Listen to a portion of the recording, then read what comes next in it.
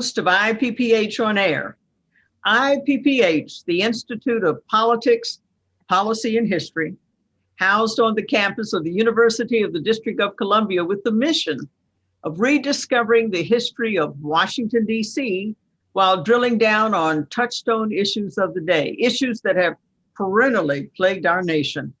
And because of the consequential nature of this election cycle, IPPH on Air has been hosting a 1-month special election series where every Monday at 3, we have State of Play with essentially the distinguished co-anchors of today. And then later in the week, we host a podcast which features interviews of experts in constitutional law, intelligence, as well as big picture of the massive changes that are taking place in our society, impacting the political and economic structures of America today. And so today we have Karen Tramontano. Karen was the former Deputy Chief of Staff to President William Jefferson Clinton. She's an international political analyst, as well as the co-host and chair of the Senior Advisory Committee of IPPH. Great to have you with us, Karen. Thank you, Mayor. And we also have the Reverend Mark Thompson. Mark is the host of the podcast, Make It Plain. He's also a regular on MSNBC, and he's also a distinguished member of the Senior Advisory Committee for IPPH. Welcome, Mark. Thank you, Mayor. Pleasure to be with you again. So since last we spoke, President-elect Biden, and I call him President-elect Biden, as do most people, has racked up even more victories. Most people think, and even Trump, I think, believes that he has 306 electoral votes. The only question is Georgia, and even I think President Trump believes that ultimately Biden will prevail in Georgia. So what is the problem with the Republican leadership? Why is it that they cannot yet acknowledge that Joe Biden is the president-elect? Karen? So it is stunning. I think everybody expected President Trump to do what he's doing, but I think few expected the Republicans to do what they're doing. But in thinking about this, I think this is the most extreme of a trend. When President Clinton was elected, the Republicans were on a mission to discredit his presidency, and that brought about impeachment. When President Obama was elected, McConnell famously said he's going to be one term, and then went along a path of stymieing any legislation that could be done that would actually help people. So I think this is the most extreme. I think we have 4 senators and six House members. Interestingly, of the 6 House members, 4 of them are retiring, and 1 of them lost in the primary. So it's just stunning, and I think now they do want to legitimize for their own purposes President-elect Biden's presidency. And Mark, do you share Karen's view? And what is the hold that Donald Trump has on them, or is it something other than Donald Trump that causes them not to acknowledge? Well, I wholeheartedly agree with Karen. I think, too, though, I'm reminded of those 2 big words. I may have said this before, those 2 big words Dr. King used at the March on Washington, interposition and nullification. And a lot of people didn't know what those words meant, but they sounded good when Dr. King said it coming out of his mouth because they were big words. What Mitch McConnell and the Republicans have done is master that. And Karen has given a chronological history. This began with the Clinton administration, and frankly, not only was it an attack on Bill Clinton, but an attack on Hillary Clinton for the fear, the paranoia, the phobia that she might run for president one day. We saw the obstruction in the Obama administration. So now what they're doing is somewhat practical for their own interests. They're able to raise money. It's grift. They're able to raise money by suggesting that the election was rigged or somehow tampered with. They may be able to use this to mobilize money and fundraising and votes for the upcoming runoff in Georgia.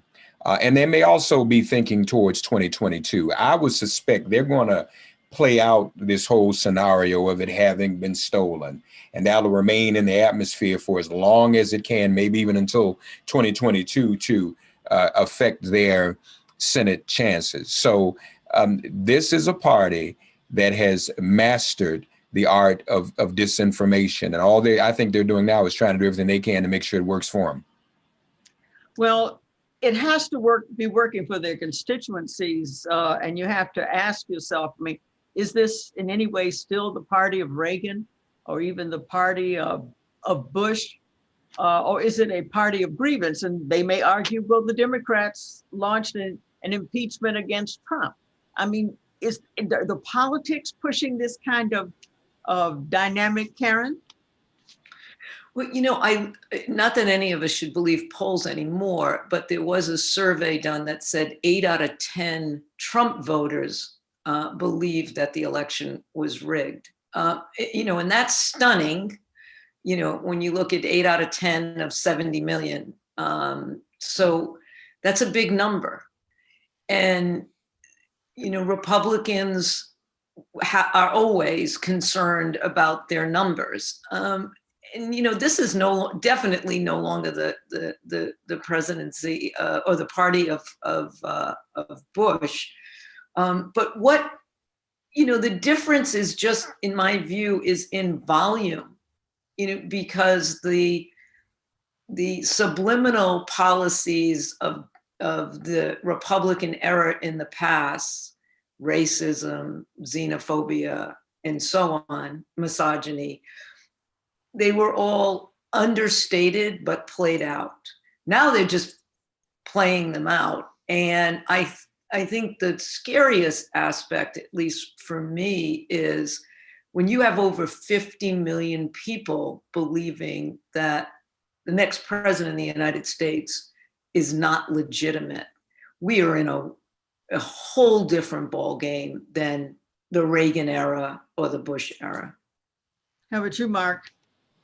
Well, I think it also shows how polite we have been as Democrats. In spite of what happened in 2000, there was not a movement or mobilization within the Democratic Party, leadership or otherwise, on the streets that declared, for the most part, George W. Bush's administration illegitimate. And we know what happened there, and we know what the Supreme Court did. Most Americans just went on. He was the president. So what we're seeing now is terribly unprecedented. In terms of the numbers and the constituency, New York Times just ran a story about how Biden won counties where the unemployment due to the pandemic was greatest. And we know all of those counties, many of them probably include some Republicans as well. So many people are being affected by this.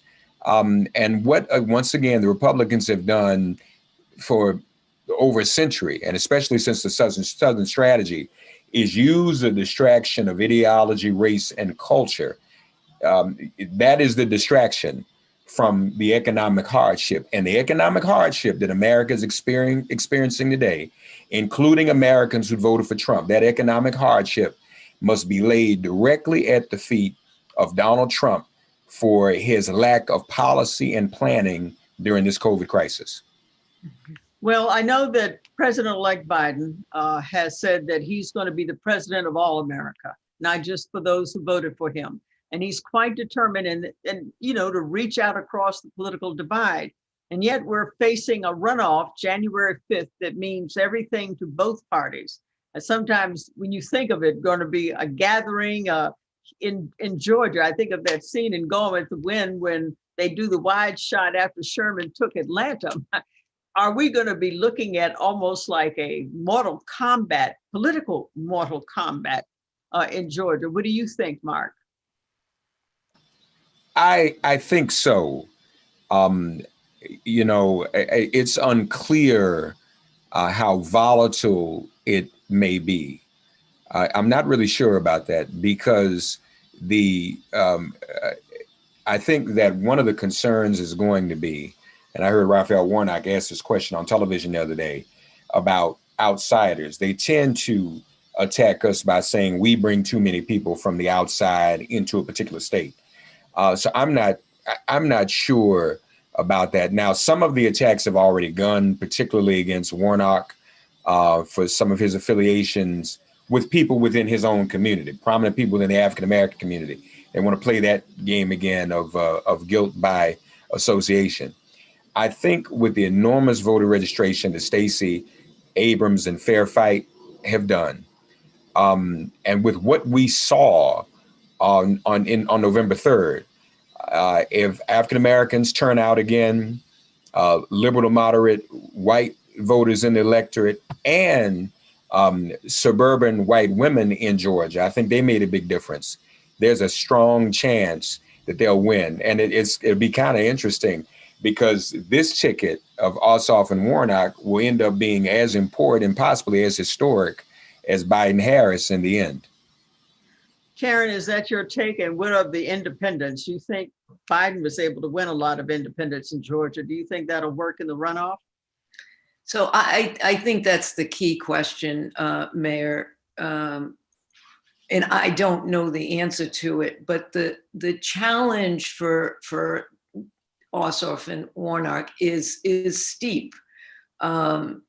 There's hundreds and hundreds of thousands of votes that went to the other Republican, which puts Warnock down by about 1.3 million. And there's about 800 to 900,000 votes that were in his race that went to other Democratic candidates. So even if you assume he's going to get everything that's out there that would lean towards him, he's still down. And then similarly, Ossoff is down by less than 100,000 votes.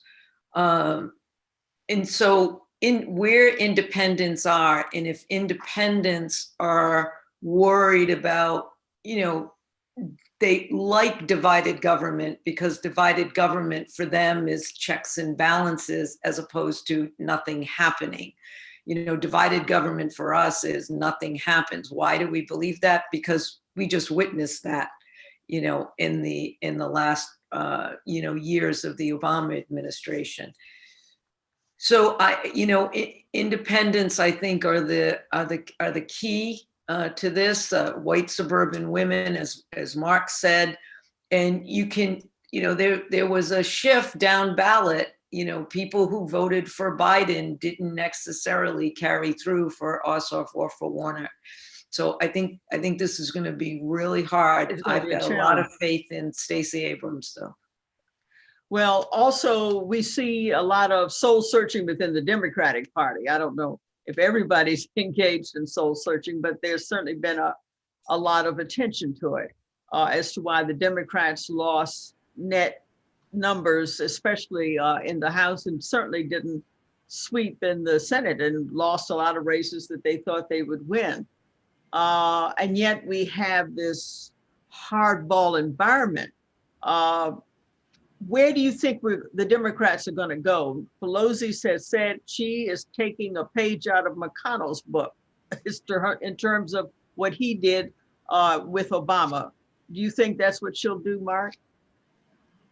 Well, I'm not familiar with that specific statement. I don't know. I mean, she certainly, I don't think, is going to be obstructionist toward the Democratic president.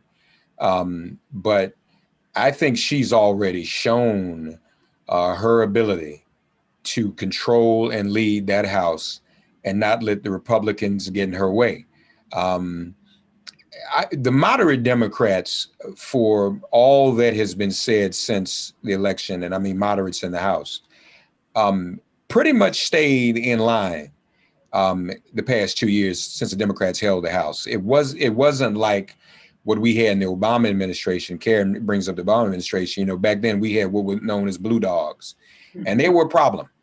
The moderate Democrats aren't called blue dogs anymore, but they have not been as problematic.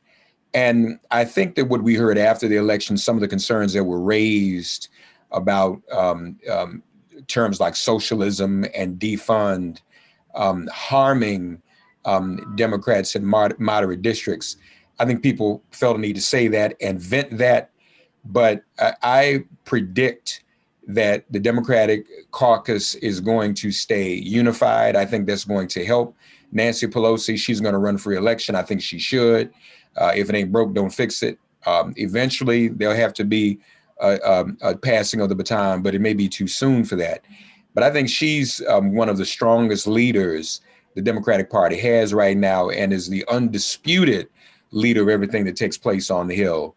And so I think that she'll be able to do her job as ably as she has done. The question is procedurally now, and that's why these races in Georgia are important. How much more ability will she have for the House to procedurally get around McConnell in a nuclear situation? Nuclear meaning if Ossoff and Warnock don't both win and the Democrats get the majority, McConnell's already said he's going to block everything that Biden's going to do.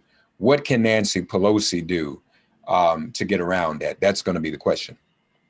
And Karen, really what I'm also asking is, I think it was AOC or Alexandria Ocasio-Cortez suggested that it was time to take the gloves off, that Democrats try too hard to get along, and that they ought to draw the line in the sand and go after the issues that they really care about. That was really the framework of my question. What do you think? So, I think that's easy to say when you're in a Democratic district that's, a D plus 32, right? You can't lose that district. You're in that district till you die, right? So it's easy to say, take the gloves off. But if you're in a Republican district +3, +4, +5, it's harder to win. And, it makes me smile. You're only in control of the House if you win races, right? I mean, fighting to fight when you're in the minority, it doesn't bring anything to the table. And, the other way to ask this question, I think everybody focuses on McConnell. The other way to ask this question are, do people like Susan Collins, Murkowski, Romney, Portman, Sass, do they want to be, for the next 6 years or 4 years or 2 years, do they want to be in a Senate where nothing is done? Now, they quickly broke away from McConnell in acknowledging that you might think this is a big deal, right? Acknowledging that the president-elect is the president-elect. But without Trump in the chair, how long do Republicans who need to get something done for their own constituency hang on to McConnell's coattails? Because it's a very different dynamic. And if Chuck Schumer can't move 2 votes among the Republicans, which I think he can, but if he can't, we're in bigger trouble than whether we're in the minority or the majority. Well, Biden is already reaching out to Susan Collins and others, so he must think that there are some issues where he can achieve that kind of shared consensus with Republicans and Democrats. Karen, can you weigh in on what issues you think where he might find that common consensus? So I think he will definitely find common consensus on healthcare. And I think he will definitely find common consensus on the economy and jobs. Whether you're in Maine or in North Carolina or in Michigan, those are the two issues that, deserve focus. And, I think somebody like Susan Collins wants to get it done. And, if you get Susan Collins and a Romney on healthcare, well, Vice President Harris is the deciding vote, right? If you get, Murkowski and Collins on jobs in America, then Harris is the point person on that. So I think those are the two, and I think in national security issues, there's going to be more of a bipartisan consensus. I think we got to stop focusing on McConnell and figure out what our workaround is. No, that sounds interesting. Since we mentioned Harris, Mark, what do you think will be the Vice President-elect's portfolio? I think, frankly, and I'm not sure if this will be it, but I'll tell you what it should be. We do know that the Democrats lost a percentage. We don't know the whole number, but there was a percentage of Black men that were led to believe it was in their best interest either not to vote or to vote for Donald Trump. And of course, they were disproportionately targeted for disinformation and what have you. As a former prosecutor, Kamala Harris and Biden administration is going to have to deal with issues that affect African-American men disproportionately. And that does speak to jobs and unemployment, especially in this COVID economy. It also is going to have to speak to criminal justice. And that's going to be in Democrats' best interest 2 years from now, because we've got to be sure that that constituency is fully back in the fold in 2 years and in 4 years, when we would anticipate a Vice President Harris may run for president, presuming that an 82-year-old Joe Biden wouldn't be running for re-election. So I think that has to be the portfolio. She's also had some unfinished business in the Senate. When it comes to healthcare, and I agree with Karen, issues like healthcare and people crossing over, moderate Republicans crossing over, should be no-brainers. But Senator Kamala Harris was beginning to be more outspoken about healthcare with regard to women's health in total, reproductive health, maternal health, all of that. So I can see her also continuing with that portfolio as well. But Karen, can you name one area where she might be a part of her portfolio, because we're going to wrap up pretty quickly? Well, I tend to agree with Mark on the criminal justice portfolio. The Republicans are trying to own that, and we've got some serious baggage there, and we need a reformulation of our narrative on criminal justice, and it would help her to have another platform on criminal justice other than being a former prosecutor. So, if I were advising her, I would tell her to be, aggressively take on that challenge. Well, that sounds good. You two, as usual, have been terrific, great insights and expertise, and we very much appreciate it. And we also appreciate our IPPH on Air audience. And if you want to follow us, you can at Facebook and Instagram at Politics, Policy, and History, or Twitter at Politics Policy 1. And you can join us again next Monday at 3 p.m. Yes, State of Play will be back. We have a growing audience and a continuing interest in drilling down on some of these challenging issues of the day, and as well as the many forces that are upending our political and economic environment. So until next Monday at 3 p.m., I'm Sharon Pratt, IPPH's host of State of Play. Have a great week.